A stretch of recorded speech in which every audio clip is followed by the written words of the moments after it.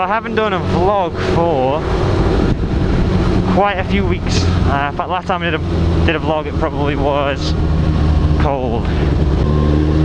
So I thought I may as well do one today. I'm on my way up to a place called the Roaches. I do a little bit of climbing and perhaps a little bit of photography.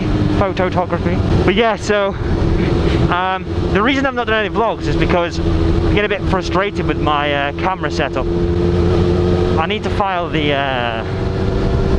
camera down itself, the case down, because my mic doesn't quite fit in. So I've done a couple of vlogs where I've gone out, been talking for 20-30 minutes, got back in and then realised it's recorded no sound at all. So yeah, that's why I've not done one. So we no longer have the VFR, which is a bit sad really. Had 67,000 miles on the clock, still started first time every time. But yeah, we've got a DRZ 400 now as well. Just got some Supermoto wheels for it, which I'll probably talk about in another video or maybe later on my way home. I've wanted a green laner / commuter for quite a while now. So he said, why don't we go halves on one? So we did that, or hopefully it'll be a case of Supermoto wheels most of the time when I'm commuting on it, and then if it snows or I want to do some green laning or do a bit of off-roading, the night before I'll just swap over to the dirt wheels and all will be good. But yeah, today it is 27 degrees, something like that, 28 degrees. Don't know what that is in Fahrenheit, probably 80 or 90, something like that. Yeah, it's very hot. And I've got my dirt bike trousers on, as you can see, with my knee pads on underneath. I've got my dirt bike gloves, and I am still absolutely boiling whilst riding along. Whoop. Fly just went right in my face. But yeah, today it's that hot that there's no chance of cooling down. But yeah, it's hot. Hot. There's not really a point to this vlog. Like, I just thought I should make one because I haven't made one for a while and I feel bad. Not that anyone watches them, but no one ever will do if I don't keep making them. So I could literally be riding in my shorts and t-shirt right now and I'd be too hot. Not that I ever would. Ah, that's what we can talk about. Squidding. What's people's opinions on riding in shorts and t-shirts, or jeans and t-shirt, or whatever? Yeah, just not riding in gear. What's people's opinion? Because I'm very much of the opinion that it's your own choice at the end of the day. If you want to lose all your skin in an accident, go ahead. The same with the helmet laws, to be completely honest with you. I don't think it should be the law to wear a helmet, because you're not going to hurt anyone else anymore by not wearing a helmet, are you? If anything, you're going to be more careful because you're more concerned with your own safety. Now, people's argument against that is, well, what if you have an accident and you're brain dead for the rest of your life? You're still alive, someone's got to pay for you there. The argument against that for me is, okay, fair enough, but if you want to go down the line of medical conditions, well, how about we ban cigarettes, we ban alcohol, we ban foods with fat levels over a certain amount, because fucking obesity, lung cancer, and definitely liver failure and stuff, I'm sure that costs the NHS slightly more than a few people with brain injuries would cost them. I'm not saying that it's the right thing to do, and I'm not saying that if tomorrow suddenly they said, oh, you don't need to wear helmets anymore, I'd still wear a helmet. Of course I would. It's stupid not to. But I mean, I don't see how they can tell you what you can and can't do to yourself. If I want to punch myself in the face, I'll punch myself in the face, fuck you. I'm stupid for doing so, obviously. But if I want to do it, it's nothing to do with anyone else. That's where I stand on helmet laws. And the same goes with gear. Like, if you don't want to wear it, you're a fucking idiot. Like, you're pretty darn stupid if you don't want to wear any protective gear.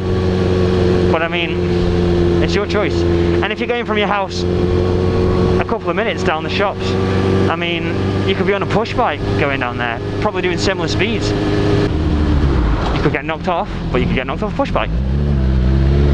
So I mean, where's the difference?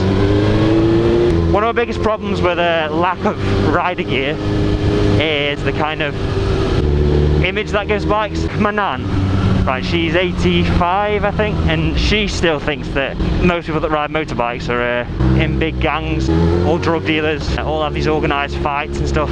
And I think not wearing any gear kind of perpetuates that, not necessarily that exact mentality, but that concept that people who ride bikes are a little bit silly, a little bit crazy. Maybe we are. We could get run over walking down the street tomorrow. And I don't enjoy walking down the street.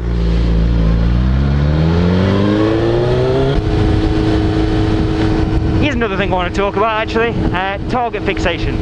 Now, by that I don't mean where you're going around a corner and you're not going to make it, you fixate on something and crash into it. What I mean is, so obviously on a bike you've always got to be very aware.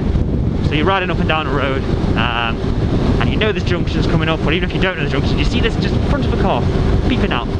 Straight away you're on high alert, you're like, right, is he going to pull out on me, is he not? Now I did this a few weeks ago, I forgot and deleted the video. Sick. It's sick life. But yeah, I did it a few weeks ago. There was an entrance on the left hand side, okay? So like there, that kind of entrance, a lot further down. And there was a van pulling up to turn out of that entrance. It was against someone's house. And he pulled up to that entrance, so I'm looking at him thinking, right, you're going to pull out on me. And I didn't notice until a lot later, and there was a car on the right hand side of the road, turning right into that. And he went. The van who turned out didn't go, and the car to the right went. Now, it wouldn't have been a massive issue if the entrance was wide enough for two cars, but it wasn't. So he went and had to kind of stop with half his car sticking out the entrance, if that makes sense, because it wasn't wide enough for the two of them to be there. Whether he'd see me or not, I don't know. He had plenty of time to go in front of me, but because he had to stop off in the road, it was a little bit, I had to kind of fit past.